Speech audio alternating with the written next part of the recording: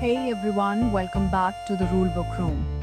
I'm Harp, and you are listening to the second episode in a three-part series on restitution of conjugal rights under Hindu law. In our previous episode, we looked at the Kailashwati versus Ajodhya Prakash, where a husband spent 12 long, golden years holding together a marriage that existed only on weekends. What happens when commitment becomes routine and love becomes logistics? If you haven't heard it yet, it's a story worth your time. Because now we shift gears to a case that challenges everything we assume about marital duty, tradition, and the right to choose one's path. We are diving into Swaraj Garg versus K.M. Garg, a 1978 decision of the Delhi High Court, a case that questioned whether a woman should sacrifice her career for marriage and whether tradition can still trump equality. Let's get to know the couple. Swaraj Garg, the wife, had been working as a teacher since 1956, and by the time this case landed in the court, she was the headmistress of a government school in Sunam, Punjab.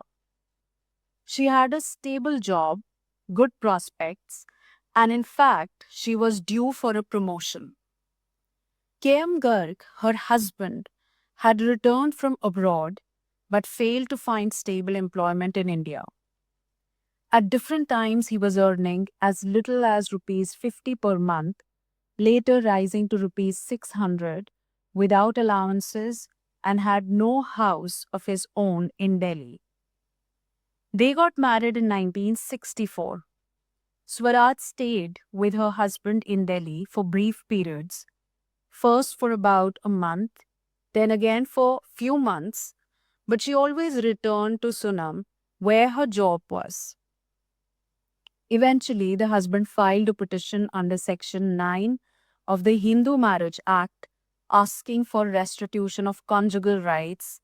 In other words, that Swaraj be legally compelled to return and live with him. In his petition, the husband alleged that Swaraj had grown distance because she was emotionally attached to her parents, didn't want his elderly father living with them, and was short tempered.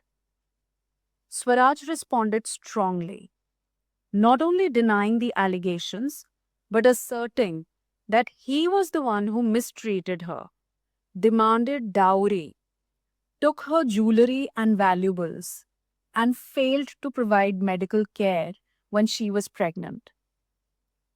She also pointed out that his letters revealed emotional manipulation and financial coercion.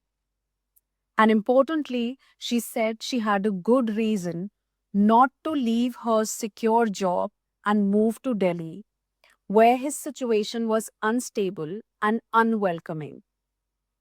The heart of the question lay in one question: where is the matrimonial home and who decides that? Traditionally, under Hindu law and older judgments, the assumption was that the husband sets up the matrimonial home and the wife must follow. But the Delhi High Court challenged that. It held that there is absolutely no principle or authority in law which compels the wife to resign her job and come to live with her husband if she is better placed financially and professionally. The court examined English law as well, which emphasized mutual agreement and said this principle applies equally in India.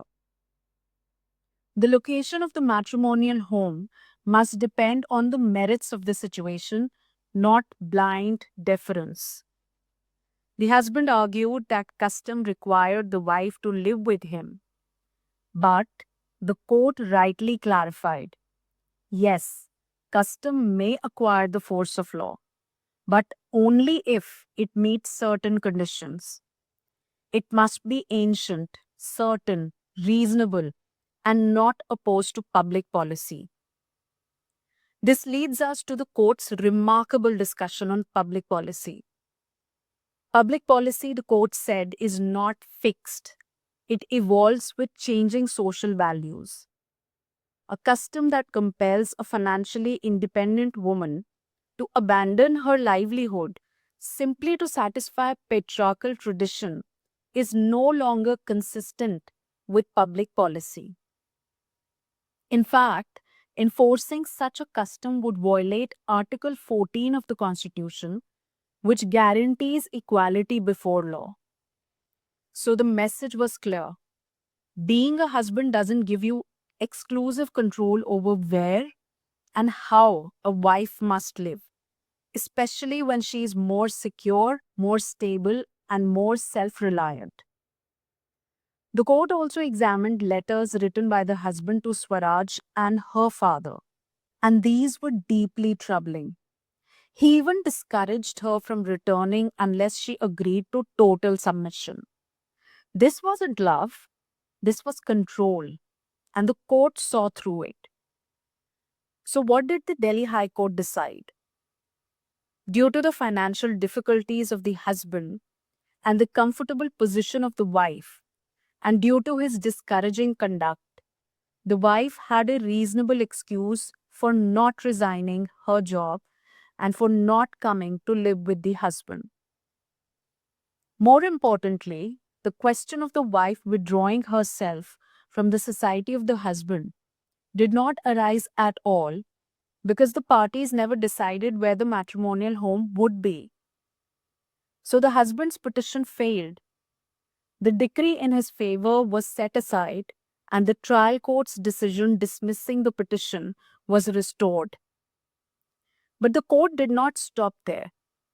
It reflected on limitations of the law itself, invoking the character Stephen Blackpool from Charles Dickens' Hard Times, who laments, "If I do her any hurt, there's a law to punish me. If I flee from her, there's a law to punish me. If I marry another, there's a law to punish me. Now, in God's name, show me the law to help me."